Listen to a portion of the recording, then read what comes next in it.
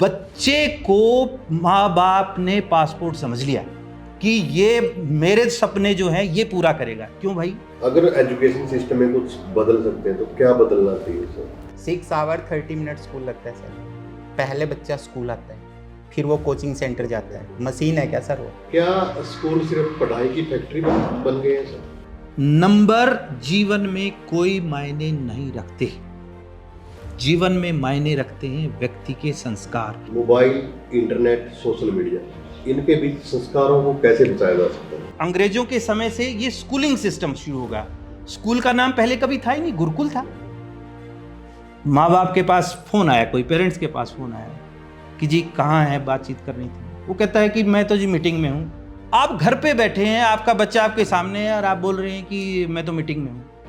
तो आप क्या सोचते हैं कि आपके बच्चे के अंदर बहुत अच्छा संस्कार गया, और शाम को बोलते हैं कि बेटा झूठ नहीं बोलना, ये बहुत बड़ा पाप है, आप नरक में जाओगे। अरे नरक का रास्ता तो आपने खुद ही खोल दिया।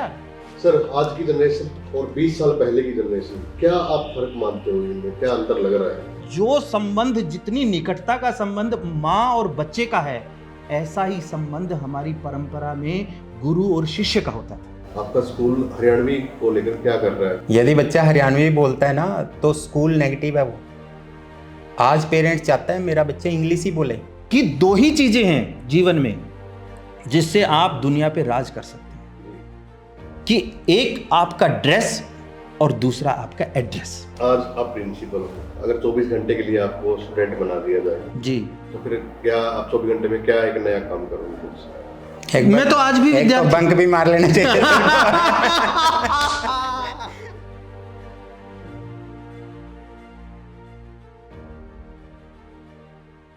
नमस्कार दोस्तों, द एडमिट में आपका स्वागत है। दोस्तों, आज का जो पॉडकास्ट शो है ये कहीं ना कहीं यूनिक होने वाला है, क्योंकि एजुकेशन और संस्कार इन दो टॉपिक मेन रहेंगे। और मेरे साथ जो आज की हस्तियां हैं उनसे रूबरू करवाऊंगा। दोस्तों, आपके जो बच्चे हैं जो स्कूल में जाते हैं पढ़ने के लिए, लेकिन सीख के क्या आते हैं? पढ़ाई के साथ साथ संस्कार चल सकते हैं या नहीं? एमडीएन ग्लोबल स्कूल ये दोनों चीज़ कर रहा है। मेरे साथ आज डायरेक्टर हैं विनोद जी और प्रिंसिपल हैं संत कौशिक जी। सर, स्वागत है आपका दोनों का। धन्यवाद sir. Sir, एमडीएन global school unique क्यों है दूसरों से? सबसे पहले मनदीप जी, आपका बहुत बहुत धन्यवाद हमें इस प्रोग्राम में इनवाइट करने के लिए और हमारे लिए विशेष प्रोग्राम ऑर्गेनाइज करने के लिए। देखो, मैं एक बात कहना चाहता हूँ, हर स्कूल यूनिक होता है। एमडीएन ग्लोबल स्कूल में भी कोई ख़ास बात है, वो थोड़ा हटकर काम कर रहा है, लेकिन आपके कैथल शहर में जितने स्कूल है, जितने स्कूल संचालक है, बहुत अच्छा काम कर रहे हैं। सबको शुभकामनाएं और धन्यवाद कि समाज को सुधारने में, शिक्षा देने में वो इतना बड़ा योगदान दे रहे हैं। एमडीएन के बारे में थोड़ी सी बातें मैं शेयर करना चाहूँगा आपको। एमडीएन ग्लोबल की शुरुआत तो हमने 1 अप्रैल 2017 में की थी, लेकिन जो एमडीएन हमने यूज किया महर्षि दयानंद के नाम से, इस संस्था की शुरुआत 95 से स्टार्ट हो चुकी है कलायत से। कलायत में हमारा सबसे पहला स्कूल, जिसके फाउंडर है डॉक्टर विजय कंसल जी और एडवोकेट राजेंद्र कुमार जी, जिन्होंने इस विद्यालय की शुरुआत की 95 से। तो लगभग 30 ईयर हमारे इस विद्यालय को हो गए जो कलायत से। फिर हमने ये इसकी नेक्स्ट ब्रांच है जो कैथल में शुरुआत की। हमने 192 स्टूडेंट के साथ इसकी शुरुआत की थी, और आज आप लोगों की बदौलत और हमारे ऊपर विश्वास करने की बदौलत, इस कैथल वासियों की, आज हमारे पास 1400 बच्चा यहाँ पर पढ़ रहा है जी। हमेशा एमडीएन ग्लोबल स्कूल ने रियलिस्टिक काम किया है, ग्राउंड लेवल पर काम किया है। बच्चे की क्या ज़रूरत है, आज के दौर की क्या ज़रूरत है, उन्हीं सब चीज़ों को लेकर हम विद्यालय की पॉलिसी डिजाइन करते हैं और उसी तरीके से हम काम करते हैं जी। एक तो होता है सर कि सिर्फ एक अंकों की दौड़ होती है कि कितने बच्चा कितने नंबर लेके आएगा, इसके अलावा स्किल्स भी सिखाते हैं आप लोग? जी बिल्कुल, बहुत अच्छा क्वेश्चन आपने मेरे से किया। मैं मार्क्स में कभी बिलीव ही नहीं करता, और ना मैं बिलीव करने देता मेरे बच्चों को। मार्क्स का कोई मायने नहीं होता यदि आपके अंदर स्किल नहीं है। स्किल बहुत टाइप की हो सकती है, तो स्किल यदि आपके पास है और मार्क्स नहीं है, आप दुनिया में कुछ भी कर सकते हैं। मार्क्स है आपके पास और स्किल नहीं है, कुछ नहीं कर सकते। मार्क्स केवल एक बार दिखाने के लिए हो सकते हैं, एक न्यूज़पेपर की हेडिंग आप बन सकते हैं किसी एक दिन के लिए कि इस बच्चे ने टॉप कर दिया, ये कर दिया। लेकिन स्किल ही सबसे बड़ी चीज़ है। तो स्किल्स सिखाने पर ही जोर दिया जाता है। बच्चों को बताया जाता है कि इंग्लिश सीखनी है तो उसकी बारीकियां सीखिए, साइंस सीखनी है तो उसकी बारीकियां सीखिए। यदि वो सब सीख जाता है तो मार्क्स भी आएंगे। तो मार्क्स कहाँ जाएंगे जब ये सब सीख जाते हैं? तो इसी तरीके से यदि बच्चा अपनी स्किल को पहचान ले, स्कूल उस बच्चे की स्किल को पहचान ले और उसी तरीके से काम किया जाए, तो बहुत बेहतरीन इंसान उसको बनाया जा सकता है लाइफ में। बच्चों को सर इसमें पर्सनैलिटी, लीडरशिप और कम्युनिकेशन, इस पे भी कोई काम हो रहा है बच्चों के साथ? बिल्कुल सर, हर विद्यालय एमडीएन ग्लोबली नहीं, जो भी विद्यालय चलाते हैं, हर अपने बच्चे के लिए कोई कसर नहीं छोड़ता, हर टाइप का काम किया जाता है। एमडीएन ग्लोबल भी उसी दिशा में अपना काम करता रहता है कि बच्चे की पर्सनैलिटी भी डेवलप हो, कम्युनिकेशन स्किल भी डेवलप हो, स्किल भी हो। तो ये सब पर काम किया जा रहा है और करते रहते हैं और किया जाएगा। साइंस के ऊपर विशेष मैं साइंस बैकग्राउंड से हूँ तो साइंस पर ज़्यादा ध्यान देता हूँ। सर लिटरेचर से है तो लिटरेचर पर बहुत अच्छा ध्यान देते हैं। तो सर योगा से भी जुड़े हैं, तो बच्चों की स्वास्थ्य शिक्षा और संस्कार हमारा जो है, हमने ऐसे ही नहीं बनाया ये टैगलाइन, हम दोनों ने बैठकर बनाया कि मैं क्या दे सकता हूँ, सर क्या दे सकते हैं। तो इस तरीके से हम उसी दिशा में काम करते हैं। साइंस पार्क हमने बनाया, योगा हर दिन करवाया जाता है, मेडिटेशन करवाई जाती है। तो बच्चे को हर तरीके से तराशा जा रहा है। बच्चे के अंदर कैलिबर यदि है तो वो कुछ भी कर सकता है लाइफ में। आप दोनों की सर बॉन्डिंग बड़ी जबरदस्त है सर, प्रिंसिपल सर के साथ और आपकी सर होना भी चाहिए। हम प्रिंसिपल और डायरेक्टर से पहले दोनों मित्र हैं। बिल्कुल जो सबसे जरूरी है। जहां आप काम करते हो वहां हेल्दी इन्वायरमेंट होगा, अच्छा इन्वायरमेंट होगा, बहुत सारी पोटेंशियल आपका यूज होगा, एक दूसरे के अंदर एनर्जी आएगी देख कर ही। अब मैं सुबह सुबह आ गया, सर को फिक्र रहती है डायरेक्टर सर तो आने नहीं चाहिए आज। सर को इंतजार रहता है सर कब आएंगे। मैं लेट हो जाता हूँ तो सर फोन करके पूछते हैं सर आज आप आए नहीं, कोई विशेष काम था क्या, आप लेट हो गए। तो इस तरीके से हर किसी को, जितना एम्प्लॉय हमारे पास है, हम कहते हैं स्माइलिंग फेस के साथ आइए, गेट पर सारी टेंशन छोड़ दीजिए और स्माइलिंग फेस के साथ जाइए, स्कूल की टेंशन स्कूल में ही छोड़ दीजिए। तो इसी तरीके से काम करते हैं हम।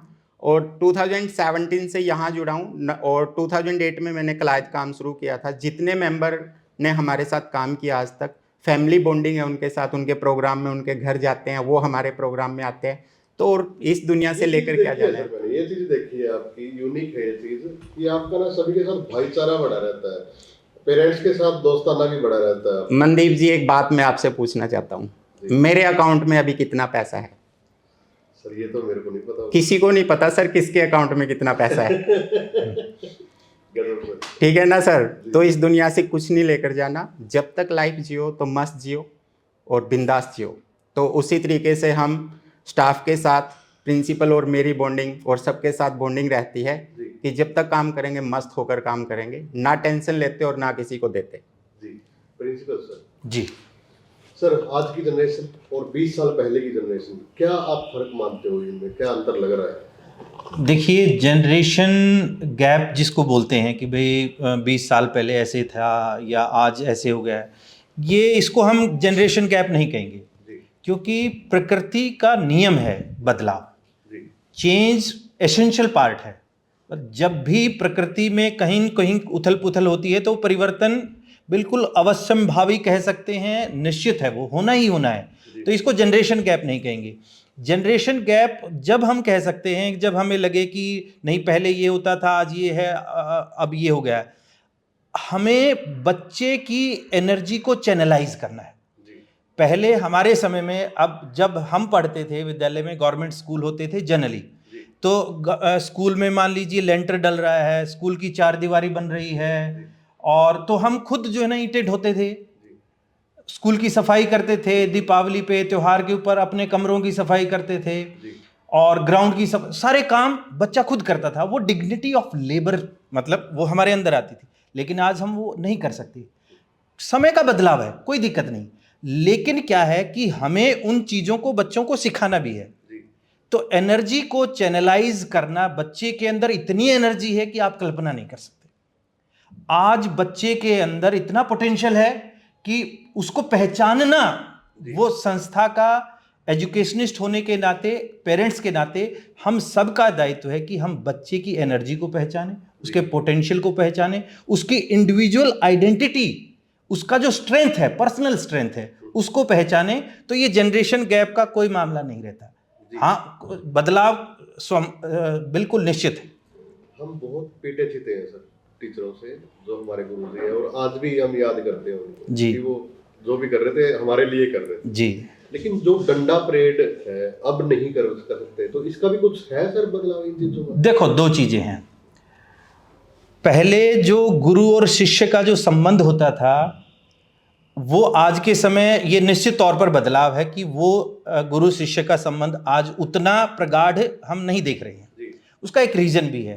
पहले माँ बाप, घर में क्या होता था, स्कूल में अगर पिटाई हुई और घर पे पता चल गया तो स्कूल की तो पिटाई के साथ साथ घर पे भी पिटाई होती थी, तो घर पे भी पिटाई, स्कूल में पिटाई।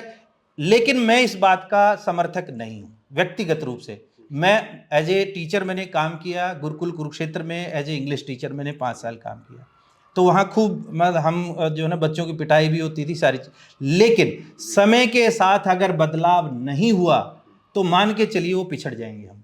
आज समय की डिमांड है, क्योंकि बच्चे डेलिकेट हैं, ठीक है, टेक्निकली रूप से बच्चे साउंड हैं और बहुत सारी चीज़ों में बदलाव आ गया। अगर हम उसी चीज़ को लेके कहें कि हम तो उस समय ऐसा करते थे, आज नहीं, समय के बदलाव के साथ हमें बदलना है। और जो पनिशमेंट का पैटर्न था, वो चीज़ें थी, मैं आज ये महसूस करता हूं कि वो चीज़ें गलत थी। हमें साइकोलॉजिकली रूप से बच्चे को मोटिवेट करना है। अगर बच्चा शरारती है तो उसका एकमात्र तरीका डंडा परेड नहीं है, उसके हजारों तरीके हो सकते हैं उसको पनिश करने के। उसको ये भी नहीं लगेगा कि मेरी पनिशमेंट हो गई है, लेकिन वो पनिश भी होगा और उसके अंदर जीवन भर के लिए बदलाव भी आएगा। तो मैं इन दोनों चीज़ों में सामंजस्य के साथ देखता हूँ जी। तो पहले जो एडमिशन वगैरह होते थे, जैसे फर्स्ट में अगर एडमिशन लेने जाते थे तो ऐसे करवाते थे कि कान पकड़ के दिखा भाई तो जी जी जी जी। तो हाँ, तो आज के उसमें कैसे एडमिशन वगैरह? देखो, वो तो वही बात है कि समय के साथ चीज़ों का बदलाव हुआ है। तो वो जो उस समय खान पान का भी बदलाव हुआ है। आज से 20 साल पहले चीज़ों में शुद्धता थी, चीज़ों के अंदर बहुत सारी चीज़ें थी, प्योरिटी थी। लेकिन अब आज खेती किसानी के अंदर बहुत सारी चीज़ों में पेस्टिसाइड का प्रयोग हो रहा है और नेचुरल चीज़ें होंगी। खान पान बदला तो बच्चों के व्यवहार में भी परिवर्तन आया, उनके संस्कारों में भी परिवर्तन आया, शारीरिक संरचना के अंदर भी परिवर्तन आया। तो चीज़ों में बदलाव जो है समय के साथ हुआ है और समय के साथ साथ बहुत सारी चीज़ें बदली हैं। तो अब बच्चा मान लीजिए वो कान पकड़ने वाली ये है, अब गवर्नमेंट ने निर्धारित कर दिया कि भाई 5 साल का बच्चा, 5.5 का, 6 साल का बच्चा फर्स्ट क्लास से पहले एडमिशन हम नहीं ले सकते। तो ये तो एक नियम है कि हमें नियम के आधार पर ही चलना होगा। लेकिन ये है कि बदलाव जो है बहुत सारी चीज़ों में हुआ, इसमें कोई दो राय नहीं। सर हंस रहे थे, तो आप क्या कहेंगे सर इसमें? वो आपकी बात पर हंसी आ रही थी कि हम पुराने टाइम पर चले गए, लेकिन आज भी बच्चा कम नहीं है, आज भी बच्चा बहुत अच्छा है। लेकिन थोड़ा सा हम सबको इस विषय पर सोचने की बहुत ज़्यादा जरूरत है सर। हाँ। तो क्या स्कूल सिर्फ पढ़ाई की फैक्ट्री बन गए हैं सर? आज से आप 5000 वर्ष पीछे आपको लेके चलते हैं। महाभारत कालीन युग में भगवान श्री कृष्ण, भगवान श्री रामचंद्र जी, उनकी जो शिक्षा दीक्षा है वो कहाँ से हुई थी? उनकी शिक्षा हुई थी गुरुकुलीय व्यवस्था से, कि बच्चे का जो संस्कार होता था विद्यालय जाने से पहले, गुरुकुल जाने से पहले, और उस संस्कार के माध्यम से बच्चे को समर्पित कर दिया जाता था गुरु के साथ, और उसको शेप देने का काम, उसके चरित्र निर्माण का काम, उसको प्रोफेशनल तरीके से तैयार करने का काम 25 वर्ष की उम्र तक, स्कूलिंग से लेके हाई स्कूलिंग और यूनिवर्सिटी तक की सारी शिक्षा दीक्षा, जो हम आज बोल रहे हैं कि IIT, JEE, नीट, ये सब चीज़ें उस समय भी होती थी। हाई टेक्नोलॉजी भी उस समय होती थी। वो सारी चीज़ें गुरुकुलीय व्यवस्था के साथ होती थी, और गुरु और शिष्य की परंपरा जो थी वो गुरुकुलीय व्यवस्था में थी, कि जैसे माँ और बच्चे का एक संबंध होता है ओरनाल के साथ। बच्चा जब गर्भ में होता है 9 महीने के लिए, तो उसको फीडिंग कहाँ से होती है? उसकी फीडिंग होती है माँ के साथ, माँ की ओरनाल के साथ बच्चा बंधा होता है। तो जो संबंध, जितनी निकटता का संबंध माँ और बच्चे का है, ऐसा ही संबंध हमारी परंपरा में गुरु और शिष्य का होता था। कि जैसे माँ और बच्चे का संबंध है, ऐसे ही गुरु और शिष्य का संबंध है। तो गुरु और शिष्य की जो परंपरा उस समय से चली आ रही थी, वो अपने आप में यूनिक थी। तो उस समय हमारा चारित्रिक रूप से हम बहुत समृद्ध थे, लेकिन जैसे जैसे ये गुलामी की दास्ता शुरू हुई और ये सब चीजें हुई, तो ये अंग्रेजों के समय से ये स्कूलिंग सिस्टम शुरू होगा। स्कूल का नाम पहले कभी था ही नहीं, गुरुकुल था। शिक्षा का केंद्र जो है गुरुकुल होता था। बड़े बड़े नालंदा विश्वविद्यालय, तक्षशिला विश्वविद्यालय, उनमें क्या होता था कि हमारे चारों वेद, धर्म, संस्कृति, ज्ञान, राजनीति सब कुछ होता था। लेकिन आज क्या हो गया है, जो हमारी प्राचीन परंपरा को तोड़ने का काम किया अंग्रेजों ने, और ये करंट जो एजुकेशन सिस्टम आया, उसकी वजह से मैकॉले ने जो ये शिक्षा पद्धति दी, वो सिर्फ और सिर्फ क्लैरिकल पोस्ट पैदा करने का काम किया कि नौकरी तक सीमित रह जाए। और वही काम आज हमारे विद्यालय कर रहे हैं। हम बच्चे को, वो फैक्ट्री वाला काम बिल्कुल सही होगा कि बच्चे को मशीन बना दो और उसमें से, मशीन में से क्या निकलेगा, प्रोडक्ट निकलेगा। प्रोडक्ट मार्केट के अंदर वो बिकने के लिए तैयार होता है। लेकिन शिक्षा का जो वास्तविक उद्देश्य है, आर्ट ऑफ लिविंग, जीवन जीने की कला, जब तक बच्चे के अंदर नहीं आ रही, उस शिक्षा का कोई मतलब नहीं है। और मैं यहां पर डॉक्टर विनोद कुमार जी के साथ और हमारी पूरी टीम, हमारा एकमात्र उद्देश्य है कि ये फैक्ट्री में हम तब्दील नहीं करेंगे संस्थान को। नाम बेशक हमारा स्कूल के नाम से है, लेकिन व्यवस्था यहाँ पर सारी गुरुकुलीय ही तरीके से हम कोशिश कर रहे हैं। महर्षि दयानंद सरस्वती जी ने एक बात कही थी कि सत्य के, अगर आपको सत्य के लिए अपनी गर्दन कटानी पड़ जाए ना, गर्दन कटा दीजिए, सत्य का दामन मत छोड़िए। कितनी बड़ी बात थी। तो ये जो संस्कार चारित्रिक रूप से मजबूत बनाने का कार्य जो है, हमारे माध्यम से कोशिश कर रहे हैं, क्योंकि हर चीज हर लेवल के ऊपर वो तब संभव है जब एक गठजोड़ होता है अध्यापकों का, मैनेजमेंट का, माता पिता का, अभिभावक का अपने आप में बहुत बड़ा रोल है। अभिभावक आज के समय चाह रहा है कि मेरा बच्चा आईआईटी के अंदर जाए और उसका पैकेज हो 5 लाख से शुरू हो, 10 लाख से करोड़ों के अंदर जाए। वो मशीन देखना चाहता है अपने बच्चे को, और हर बच्चा उस लेवल के ऊपर नहीं जा सकता। 25 लाख बच्चे नीट के लिए अपीयर होते हैं, 20 लाख बच्चा आईआईटी जेई के लिए अपीयर होता है। तो क्या सारे बच्चे का एडमिशन हो जाएगा? बाकी बच्चों में कोई टैलेंट नहीं है। तो जो 23 लाख बच्चे बच गए, जो 20 लाख बच्चे बच गए, वो कहां जाएंगे? बच्चे को माँ बाप ने पासपोर्ट समझ लिया कि ये मेरे सपने जो हैं ये पूरा करेगा। क्यों भाई? इसकी अपनी इंडिविजुअल लाइबिलिटीज है, इसका अपना पर्सनल स्ट्रेंथ है। उस स्ट्रेंथ को पहचानने का काम कोशिश कर रहे हैं कि हम हर बच्चे की स्ट्रेंथ को पहचानें। जी sir, mobile, internet, social media, इनके बीच संस्कारों को कैसे बचाया जा सकता है? देखिए, संस्कार, अगर एक शब्द, आप ये शब्द तो एक छोटा सा है, लेकिन अगर इसको ब्रॉड लेवल के ऊपर अगर आप देखें तो ये एक संस्कृति का भाग है। आचार, व्यवहार, संस्कार और त्योहार, इन सब से मिलकर एक संस्कृति का निर्माण होता है। पुरातन संस्कृति हमारी सनातन संस्कृति है, वैदिक संस्कृति है। जब तक हम ये नहीं समझेंगे कि संस्कार जो है कभी भी किताबी माध्यम से नहीं दिया जा सकता, अध्यापक के माध्यम से नहीं दिया जा सकता, ये थ्योरेटिकल एस्पेक्ट नहीं है। संस्कार सीधा का सीधा मतलब है कि हमारी जो जीवन शैली है, हम जो बोलते हैं, क्या वो करते हैं? हमारे चेहरे के ऊपर जो मैं बोल रहा हूं, मैं बोल रहा हूं कि मैं शराब नहीं पीता, सिगरेट नहीं पीता, मैं ये काम नहीं करता, और शाम को बैठ के पैग लगा रहा हूं। अगर मेरी कथनी और करनी के अंदर अंतर है, तो वो संस्कार कभी भी धरातल पर उतरेगा नहीं। और आज स्थिति वही है।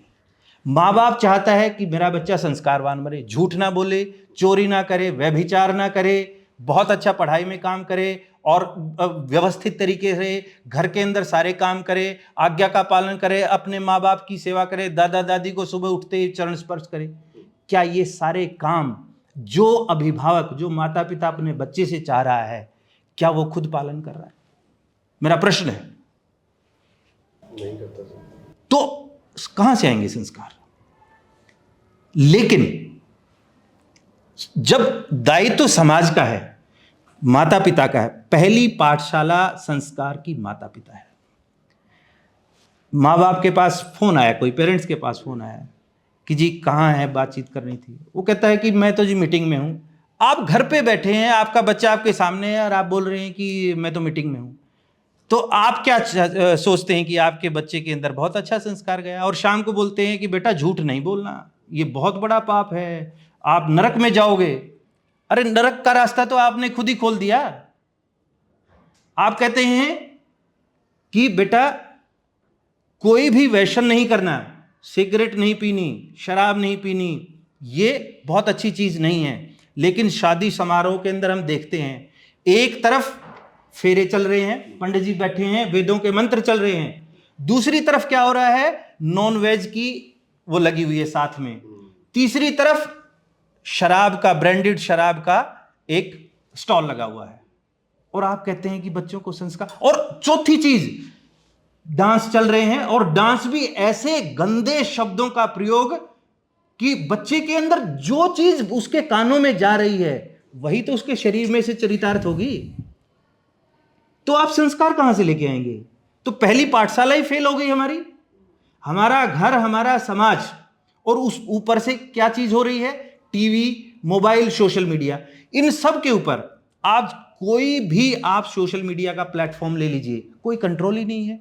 आप चीज को कोई सर्च कर रहे हैं, बच्चा, मैं ये कहता हूं कि बच्चा पढ़ने के लिए उसने मोबाइल का यूज किया, चीज चल गई, जो चीज चाहता है, इसके नीचे पता नहीं क्या क्या चीजें उसके सामने परोसी जा रही हैं। बच्चा तो नाजुक है, वो कोमल घड़ा है, उसके सामने अगर ऐसी चीज आएगी तो वो उसको स्क्रॉल करेगा। और जैसे ही एक एआई टूल ऐसा बना हुआ है, एक बार आपने किसी चीज को सर्च कर लिया, वही चीजें सर्च होती चली जाएंगी, और धीरे धीरे धीरे धीरे बच्चा गर्त में चला था। एक टैलेंटेड बच्चा 10th क्लास में जिसने डिस्ट्रिक्ट नेशनल लेवल पे टॉप किया है, वो बच्चा +2 क्लास में फेल होने की कगार के ऊपर आ गया जी। कौन जिम्मेवार है इसके लिए? तो सबसे जो पहली पाठशाला है हमारी, पारिवारिक और सामाजिक दायित्व, वो फेल हो रहा है। अब बात करें, आप कह रहे थे कि फैक्ट्री बन गई है, और हम क्या दायित्व, हमारा क्या दायित्व है, हमारा क्या रोल है?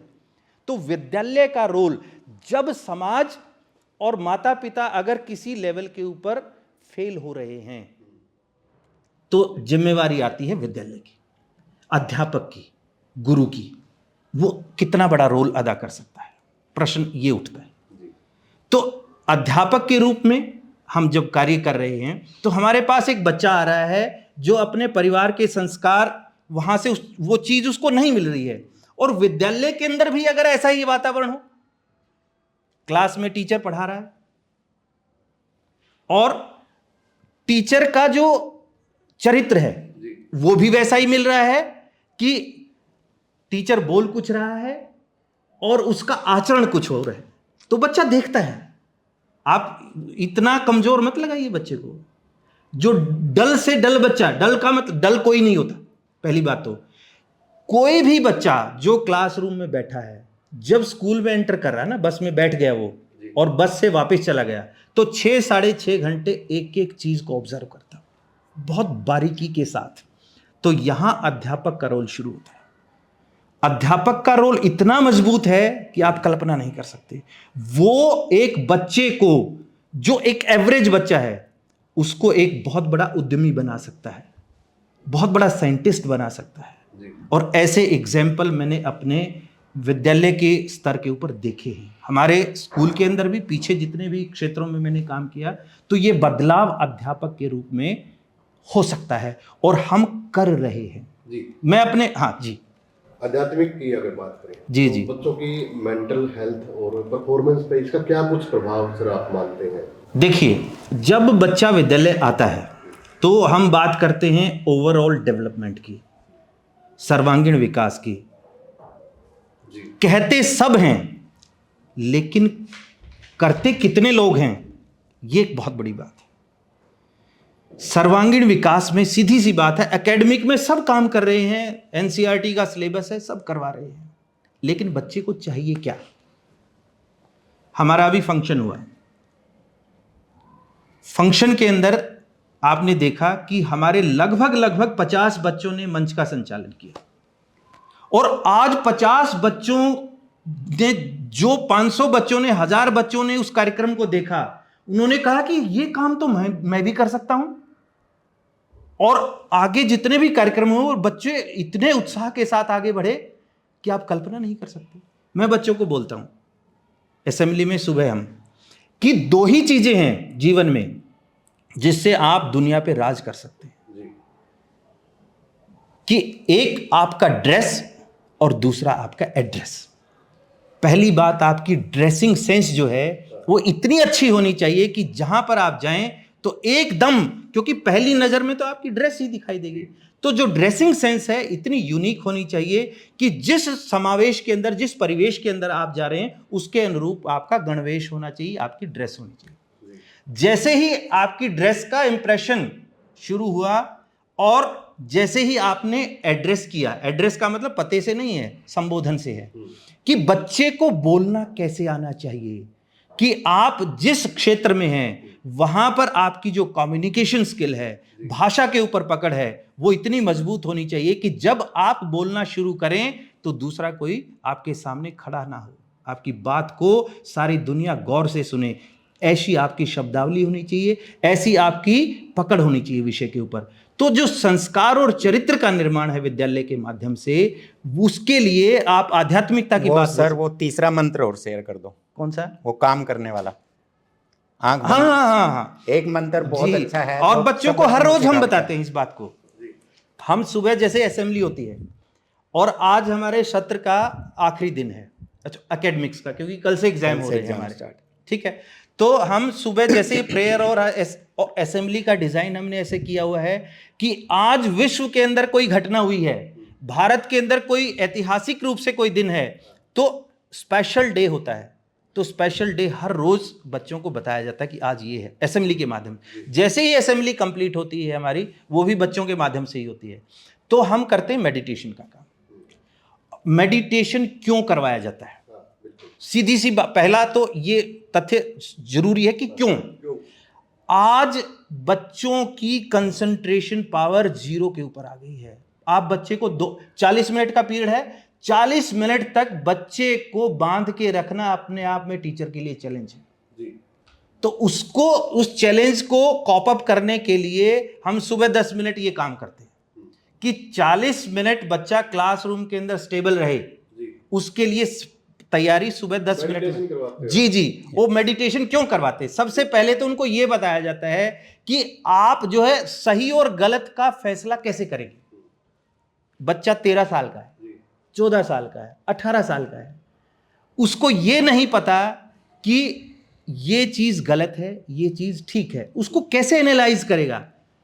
हम उनको बताते हैं कि ये टेक्निक आपके परमात्मा ने फिट करके भेजी हुई है, यहां सेट की हुई है, एक मशीन सेट की हुई है हम सबके उसमें। वो फिर बच्चे पूछते हैं, क्यूरियोसिटी होती है कि जी वो कौन सी मशीन है, हमने तो देखी नहीं। तो मैं बोलता हूं कि आप एक छोटा सा अभी बैठे बैठे एग्जाम्पल मैं आपको देता हूं, आपको खुद पता लग जाएगा कि आप सही और गलत की पहचान कैसे करेंगे। अगर कोई काम करते हुए आपके अंदर से आवाज आए कहीं कोई देख तो नहीं रहा, तो इसका मतलब वो काम गलत है, उसको तुरंत रोक दीजिए। इसका मतलब वो काम गलत है। अगर, और आवाज हर व्यक्ति के अंदर से आती है। छोटे बच्चे हैं, उसको एग्जाम्पल से समझाना पड़ता है। आप फ्रिज खोल रहे हैं, आप घर में रसोई में से कोई सामान निकाल रहे हैं, एकदम से पीछे मुड़ के देते हैं, मामा तो नहीं देख रही, तो इसका मतलब वो काम गलत है। आपने आइसक्रीम लेनी है, अपनी मम्मी से पूछिए, पापा से पूछिए, ले लीजिए, कोई दिक्कत नहीं। बच्चा 13 साल का है, 14 साल का है, हार्मोनल चेंज हो रहे हैं, फिजियोलॉजिकल, बायोलॉजिकल, साइकोलॉजिकल चेंजेस हो रहे हैं, वो कैसे पहचानेगा? उसको हमने बताया है, बेटा आपको कोई ऐसी बातें करता है, फोन के ऊपर चैटिंग करता है, कोई आपको कहीं बहला फुसला के कहीं लेके जा रहा है, और एकांत में आप दोनों बैठे हैं और एकदम से दरवाजा बंद हो जाता है, तो आपके अंदर से आवाज आएगी, कहीं कोई देख तो नहीं रहा। इसका मतलब क्या है कि वो परिस्थिति से आपको तुरंत निकलना है, इसका मतलब वो काम गलत है। तो मशीन परमात्मा ने फिट कर रखी ना। हम भी कोई काम गलत करते हैं। मान लीजिए मैं कहीं कोई ऐसी व्यवस्था में बैठा हूं, मेरी उम्र जो है 47 प्लस हो चुकी है, मैं ऐसी व्यवस्था में बैठा हूँ, मुझे पता है कि मैं एमडीएन ग्लोबल स्कूल का प्रिंसिपल हूँ और मेरा सामाजिक दायित्व है। अगर समाज के अंदर रह के मैं अपने आचरण को नहीं सुधारूंगा तो एक गलत संदेश जाएगा समाज के अंदर कि ये प्रिंसिपल है और ये यहाँ पे खड़ा होकर ये काम कर रहा है। बिल्कुल सर। तो मैं अगर ऐसी परिस्थिति में हूं और मुझे ऐसा लगेगा कि यार एमडीएन का कोई पेरेंट्स तो नहीं देख रहा मुझे, इसका मतलब क्या है? इसका मतलब वो काम गलत है, वो मेरे ऊपर भी लागू है। तो ये चीज हम बच्चे को असेंबली में बताते हैं, उसके बाद 10 मिनट के लिए बच्चे को मेडिटेशन के अंदर लेके जाते हैं। क्यों जरूरी है ये? इसी बीच में एक बात और मैं आप लोगों के साथ साझा करना चाहता हूँ, सभी के लिए है, बच्चे मेरे भी पढ़ते हैं, आपके भी पढ़ते हैं। जिस भी विद्यालय में बच्चा पढ़ रहा है, आप अभिभावक हो, आप उस विद्यालय के साथ कांटेक्ट में रहिए, हर पीटीएम ज्वाइन कीजिए। पीटीएम मान लो कई बार विद्यालय की मजबूरी होगी कि ऑर्गेनाइज नहीं करवा पा रहे किसी वजह से, तो कोई बात नहीं, आप स्पेशल जाइए, जाकर फीडबैक लेकर आइए अपने बच्चे की। इसका मैं एक छोटा सा एग्जाम्पल देता हूँ कि पीटीएम पर रेगुलर यदि आप जाते हो तो कितने चेंजेस आ सकते हैं। हमारे पास 10+2 में एक मेडिकल के अंदर स्टूडेंट था, नेम शेयर नहीं करूँगा, आज तो वो बहुत बड़ी हस्ती बन गया है। आप बिलीव नहीं करेंगे मनदीप जी, सितंबर मंथ तक 5 के 5 सब्जेक्ट में फेल था। सितंबर अक्टूबर में हम एग्ज़ाम फॉर्म अप्लाई करते हैं बच्चों के, हमने उनके पिताजी को बुलाया और बोला कि इसको हम स्विच कर देते हैं आर्ट्स में, सिंपल सब्जेक्ट के साथ, शायद ये मेडिकल नहीं क्रॉस कर सकता। उस बच्चे के अंदर लेकिन टैलेंट था, उस बच्चे के अंदर एनर्जी थी, बोला सर पढ़ूंगा तो मेडिकल से पढ़ूंगा वरना नहीं पढ़ूंगा। सभी सब्जेक्ट में फेल था वो। हाँ जी। फिर उसके अभिभावक को मैंने बोला कि केवल आपका एक ही काम है, रेगुलर स्कूल में आकर इसकी फीडबैक लेनी है, बाकी सब काम हमारा है। बोला बेटा आपको फिर दोबारा मौका दिया जाता है। आप बिलीव करेंगे 10+2 में कितने % मार्क्स आए हैं उसके? सीबीएसई बोर्ड से 78% के साथ मेडिकल से 10+2 पास की उस बच्चे ने। फर्स्ट अटेम्प्ट में पीएमटी होती थी उस टाइम, पीएमटी उसने पास की। आज वो एक बहुत अच्छा सर्जन है। यदि स्कूल के साथ तीन कड़ी है, अध्यापक, बच्चा और अभिभावक, तीनों मिलकर यदि काम करेंगे, तीनों मिलकर एक जगह पर बैठकर सब बातों पर विचार करेंगे तो 100% रिजल्ट आएगा। श्योर है ये, हमारे पास तो बहुत सारे एग्जाम्पल है इस चीज़ को लेकर। यदि आपका बच्चा प्रोग्रेस नहीं कर रहा है, कोई ना कोई कमी है, उसको ढूंढिए, स्कूल के साथ मिलिए और उसको दूर कीजिए। बच्चा आपका है, बच्चा आपके साथ ही रहना है पूरी ज़िंदगी भर, तो केयर भी आपको करनी पड़ेगी। आप आइए, स्कूल के साथ मिलिए और काम कीजिए उस बच्चे के ऊपर। अब इतनी भी भागदौड़ नहीं है कि हम हमारे बच्चे के लिए महीने में 1 घंटा निकाल सकें। 1 घंटे की तो बात है, इतना ही चाहते हैं। हर महीने जब आप इतने अच्छे स्कूल में पढ़ा रहे हो बच्चे को, जहाँ पर भी जाता है बच्चा, वहाँ की फीस पे कर रहे हो, सब कुछ कर रहे हो, तो 1 घंटा होट निकाल लीजिए और हर रोज केवल 5 मिनट, केवल ये पूछना आज आपके विद्यालय में क्या हुआ, आज आप किन किन दोस्तों के साथ घूमने गए। बस आप देखना आपके बच्चे के अंदर कितने चेंजेस आएंगे। हमारे पास तो बहुत सारे एग्जाम्पल है इस चीज़ के। जी बिल्कुल बिल्कुल, चेंजिंग तो आते ही हैं सर, हर बात बिल्कुल। तो सर दोनों से मेरा एक और सवाल है सर। जी जी। आप कह रहे हो कि संस्कार सिखाए जाते हैं साथ के साथ, पढ़ाई के साथ साथ। अगर संस्कार आप लोग सिखाओगे तो बच्चा घर जाके कहेगा कि पापा आप तो संस्कार में फेल हो गए, तो फिर क्या होगा? सर ने अभी बात कही, प्राथमिक पाठशाला हमारा घर ही है। जब वहाँ से कोई कमी चल रही है तब हमें जरूरत पड़ती है इंटरफेयर करने की। और वह संस्कार देखकर सीखा जाता है सर, सिखाया नहीं जा सकता, पढ़ाया नहीं जा सकता। मैं जैसा करूँगा मेरे घर पर, मेरा बच्चा मेरी कॉपी करेगा। आज अभी सर ने कहा फ़ोन पे झूठ बोलते हैं या कोई और झूठ बोलते हैं, मेरा बच्चे के सामने यदि मैं ऐसा करूँगा तो वो भी एक दिन अवश्य ही झूठ बोलेगा। तो संस्कार तो सर घर से आने हैं, हमारे से आने हैं। अभी सर ने कहा यदि मेरे ही संस्कार अच्छे नहीं होंगे तो मैं क्या अंदर से आवाज़ आएगी, ये तो गलत काम है।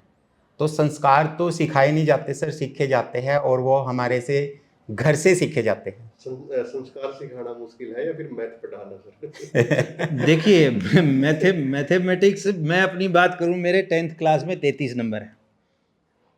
10th की डीएमसी मेरी यहीं स्कूल में सबमिट है, 33 मार्क्स है। तो मैं बच्चों को बोलता हूँ बेटा कोई घबराने की जरूरत नहीं, मुझे उस समय मौका नहीं मिला और 13 साल के बाद मुझे मौका मिला एमएड एमफिल के अंदर स्टैटिस्टिक्स का एग्जाम होता है, 87 मार्क्स मैंने लिए। तो अध्यापक करिश्मा कर सकता है। मुझे उस समय 2 साल अध्यापक नहीं मिले, 12 साल के बाद मुझे अध्यापक मिले और मेरा जो है ना डिस्टिंक्शन के साथ मेरा हुआ। तो मैथमेटिक्स और हाँ संस्कार जो है वो अपने आप में बहुत बड़ी चीज़ है जी। ये मुश्किल है, मैथमेटिक्स से मुश्किल है। सर यदि बच्चा संस्कारित है, डिसिप्लिन है, यानी कि जी मैथ्स आ जाएगा। अपने आप अपने आप आ जाएगा आएगा। सर, मैथ्स कोई बड़ा सब्जेक्ट थोड़ी है। बिल्कुल। ठीक है ना। सर अगर किसी बच्चे का मन पढ़ाई में नहीं लग रहा तो अगर बात करें संस्कार तो बॉक्स में हम उसे डाल के दे सकते हैं कि आप संस्कार देख लीजिए। सर अभी मैं थोड़ी सी बात शेयर करूंगा, फिर सर करेंगे सबमिशन इसका। यदि कोई सब्जेक्ट समझ में नहीं आ रहा है ना, अभी मैंने बताया था कोई ना कोई तो प्रॉब्लम है, या तो टीचर ठीक नहीं है, बच्चा उस लेवल पे नहीं है, या जिस लैंग्वेज में पढ़ा जा रहा है, जो हम मेथड यूज कर रहे हैं वो ठीक नहीं है, तो कोई ना कोई तो प्रॉब्लम है सर। तो उस प्रॉब्लम को खोजना पड़ेगा, पहले हमें देखना पड़ेगा कि बच्चे में कहाँ पर कमी आ गई जिसकी वजह से ये सब्जेक्ट अंडरस्टैंड नहीं कर पा रहा है। तो वो सारे सॉल्यूशंस हमें उस बॉक्स में डालने पड़ेंगे, तब जाकर बच्चा ग्रो करेगा। वो अकेला टीचर नहीं कर सकता सर जी। बच्चे को साथ में, पेरेंट्स को साथ में मिलकर काम करना पड़ेगा और अवश्य ही वो प्रॉब्लम सोल्व हो जाएगी। बहुत एनर्जी है सर बच्चे के पास, वो कुछ भी कर सकता है जी। केवल वो प्रॉब्लम सोल्व करके उसको अच्छा सॉल्यूशन देना ही सबसे बड़ी बात है। वो जिस दिन हमने काम कर दिया, हमारा बच्चा बिल्कुल लाइन पर चलेगा, बहुत अच्छे से पढ़ेगा। जी बिल्कुल सर। हम यहाँ पे ना जैसे ज्ञान की बातें ज़्यादा कर रहे हैं तो लोग थोड़ा सीरियस हो जाएंगे, तो कॉमेडी तौर पे अगर बात करें तो कभी स्कूल बंक किया है सर आप दोनों में? मैंने तो बहुत किया सर। सर तो वैसे अभी भी सिंसियर नजर आ रहे हैं। मैंने नहीं किया है, मैंने वो मुझे पता था। लिटरली नहीं किया, मैंने नहीं किया। तो सर मेरी बताता हूँ, मैं आज मैं यहाँ बैठा हूँ ना, मैं तो भगवान को बहुत धन्यवाद करता हूँ। मैं जब प्राइमरी सेक्शन में पढ़ता था, मेरे भाई साहब एडवोकेट राजेंद्र कुमार जी, तो वो मुझे साइकिल की पीछे वाली सीट के ऊपर बांध कर स्कूल छोड़कर आते थे और मैं इतना चिल्लाता था जिसका कोई अंत नहीं। और सब मेरे रिश्तेदार सब ये कहते थे ये नहीं पढ़ने वाला। और आज मैं आपके सामने बैठा हूँ, मैं स्कूल का संचालन कर रहा हूँ। वो बच्चा जो पहले साइकिल के पीछे बांधकर जिसको स्कूल छोड़कर जाया जाता था, आज वो स्कूल चला रहा है। तो ये तो मेरे लिए आपसे बहुत कुछ सीख सकते हैं सर। तो मैं तो बहुत बंक करता था जी। कभी स्कूल में आप सो गए हो, डांट पड़ी हो टीचर से, ऐसा कुछ हुआ सर? कुछ सर मुझे पता सर नहीं शरारत की। हम तो हर टाइप की शरारत करते थे, लेकिन ऐसे ही करते थे। हम आज भी बच्चों को कहते हैं शरारत करो, कब करोगे? बुढ़ापे में करोगे क्या? वही यही उम्र है, यही उम्र है शरारत करने की। ऐसी शरारत करो कि आपकी शरारत सुनकर हमें हंसी आए, हमारी गर्दन नीचे ना हो। तो वो सारी शरारतें करते थे, चौक फेंकने वाली, सब कुछ करने वाली, टीचर को चौक मारने वाली, सब करते थे सर। सब करते थे। अगर स्कूल का प्रिंसिपल बनने के बजाय आप एक कहीं कि बच्चे को या कि स्टूडेंट बन जाते, तो सबसे पहले आप क्या करते? देखिए, प्रिंसिपल भी एक स्टूडेंट ही है। अगर मैं आज प्रिंसिपल हूं और मैंने आज अगर सीखना बंद कर दिया, इसका मतलब मैं अपनी पोस्ट के ऊपर रहने के लायक नहीं। हम हर रोज कुछ नया करते हैं, हर रोज नया सीखते हैं, और जीवन की जो गति है और जो व्यवस्था में परिवर्तन है और जो आज के समय चैलेंजेस हैं, उनको हर रोज सीखना होता है और सीखते भी रहना चाहिए। और एक पिछली बात को मैं थोड़ा सा साथ इसके जोड़ता हूं कि बच्चे का जो कंसंट्रेशन लेवल को बढ़ाने के लिए जो मेडिटेशन है, वो सबसे बड़ा हथियार है हमारे पास। बच्चों को रात को नींद नहीं आ रही, बच्चा अगर डिप्रेशन में है, सप्रेशन में है, उसको टेंशन है, तो 5 मिनट के लिए अगर सांस के साथ उसने अपना संबंध स्थापित कर लिया तो 5 मिनट में नींद आ जाएगी। और मैं हर रोज बच्चों को बोलता हूं, और मेरे लगभग 70% बच्चे उस चीज़ को फॉलो करते हैं। रात को सोने से 5 मिनट पहले वो आत्ममंथन करते हैं, आत्मचिंतन करते हैं कि मैंने आज अपना सारा दिन खराब तो नहीं किया, क्या खोया क्या पाया, उसका विश्लेषण करके, और अगले दिन के लिए वो संकल्प लेके सोता है कि मुझे जो आज मैंने काम नहीं किया वो कल मैं इस काम को पूरा करूंगा, और उसको बढ़िया से नींद आती है। अच्छे से नींद आती जी। आज आप प्रिंसिपल हो, अगर 24 घंटे के लिए आपको स्टूडेंट बना दिया जाए जी। तो फिर क्या आप 24 घंटे में क्या एक नया काम करोगे कुछ? मैं तो आज भी विद्यार्थी बंक भी मार लेना चाहिए सबसे बड़ी चीज है, पता क्या जो सर, पहले काम नहीं किए स्कूल टाइम में, और बचपना यदि मौका दोबारा मिल जाए तो जरूर करेंगे। मैं बच्चों को बोलता हूं कि आपका बचपना हमेशा जीवित रहना चाहिए। आप 20 साल की उम्र में हैं, 50 साल की उम्र में, 100 साल की उम्र में हैं, जब तक हमारे अंदर अपना बचपना जिंदा है तब तक हमारी इंसानियत जिंदा है, हमारा वजूद जिंदा है। और एक हम खुशनुमा, एक अल्टीमेटली लाइफ का उद्देश्य क्या है? खुश रहना। अगर आप खुश नहीं रहे तो उस जीवन का मतलब ही क्या है, औचित्य ही क्या है? तो हम सब चाहते हैं कि हमारा भी जीवन, हमारे साथ जुड़े हुए परिवेश में जितने भी लोग हैं वो सब खुश रहें और अपना काम ईमानदारी से करें, अपने मन से, वाणी से, कर्म से कोई भी ऐसा कार्य न करें जिससे दूसरे को नुकसान पहुंचे। ऐसा कार्य करें जिससे समाज को कुछ न कुछ मिले। कौन सा एक संस्कार हर बच्चे को सीखना चाहिए? देखिए, संस्कार तो एक ही है, मानवता का। जीवन में अगर कहें कि मैं हिंदू हूं, मुसलमान हूं, सिख हूं, ईसाई हूं, सबसे पहले हम मानव हैं, मनुष्य हैं। अगर मनुष्यता का चरित्र व्यक्ति के अंदर है तो ये विश्व में व्यक्ति के जीवन का सबसे बड़ा चारित्रिक गुण है। अगर किसी बच्चे को किसी व्यक्ति के दुख में अगर वो दुखी नहीं हुआ तो इसका मतलब हमने पढ़ाई के नाम पे कुछ नहीं किया। तो बच्चे के अंदर जो चारित्रिक गुण है, मानवता का गुण, मानवता का धर्म सबसे बड़ा संस्कार है मेरी नज़र में। हो सकता है सबकी नज़र में अलग अलग हो सकता है, लेकिन मैं व्यक्तिगत रूप से मुझे ऐसा लगता है। अगर एजुकेशन सिस्टम में कुछ बदल सकते हैं तो क्या बदलना चाहिए सर? देखिए, एजुकेशन सिस्टम में बदलाव अभी हमारी न्यू एजुकेशन पॉलिसी 2020 ये लगभग लागू होने की स्थिति में है। बहुत सारी चीज़ें हुई, उसमें एक मातृभाषा के ऊपर सरकार ने बहुत जोर दिया है। तो मातृभाषा जो बच्चे जो प्राइमरी लेवल के ऊपर उसका मीडियम ऑफ इंस्ट्रक्शंस है वो मदर टंग होनी चाहिए, मातृभाषा होनी चाहिए। एक बहुत अच्छी चीज़ इसमें की गई है। मेरी नज़र में एक बदलाव क्या है कि बच्चे की इंडिविजुअल आइडेंटिटी को हम पहचानें, अंधी दौड़ के अंदर ना धकेलें, कोचिंग के अंदर, हब के अंदर बच्चों को उस फैक्ट्री के अंदर ना धकेलें। उस बच्चे के गुण को पहचानें, वो क्या कर सकता है। अगर एक अच्छा वक्ता है तो वो राष्ट्रीय और अंतर्राष्ट्रीय स्तर के ऊपर एक बहुत अच्छा वक्ता बन सकता है, आपकी तरह एक अच्छा पत्रकार बन सकता है। उसके अंदर ऐसे ऐसे गुण हैं कि आपका, आज विश्व के अंदर इतने प्रोफेशन हैं जितने कभी ना हुए, ना होने की संभावना है।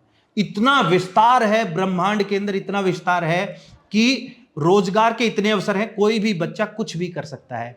इसलिए बच्चे की व्यक्तिगत प्रतिभा को पहचाने, यही मेरा एक जो है सभी हमारे नीति निर्धारक है उनसे। Skill based education sir, NEP का मेन जो है, जो सर ने बताया, स्किल बेस्ड एजुकेशन।